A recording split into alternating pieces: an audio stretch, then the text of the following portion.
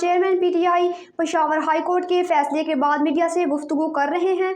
अब हम अगली तारीख तक बल्ले के निशान पर इलेक्शन लड़ सकते हैं। इंतखाबी निशान किसी पार्टी की जान होती है। हमें दीवार से लगाया जा रहा है, लेकिन बारहा हमने कहा कि हमें अदलिया पर इत्मीनान है। इंचार्ज KP के अनवरजेब खान की इस रिपोर्ट में। पेशावर हाई कोर्ट ने पाकिस्तान तहरीक इंसाफ को बल्ले का इंतखाबी निशान ना देने का इलेक्शन कमीशन का फैसला मुअत्तल करते हुए PTI इंट्रा पार्टी इंतखाब कालदम और पार्टी निशान वापस लेने के फैसले पर हुक्म इम्तना जारी कर दिया।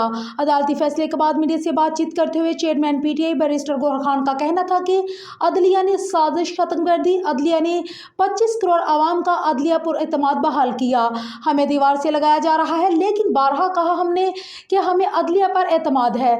मजीद कहा कि अब हम अगली तारीख तक बल्ले के निशान पर इलेक्शन लड़ सकते हैं।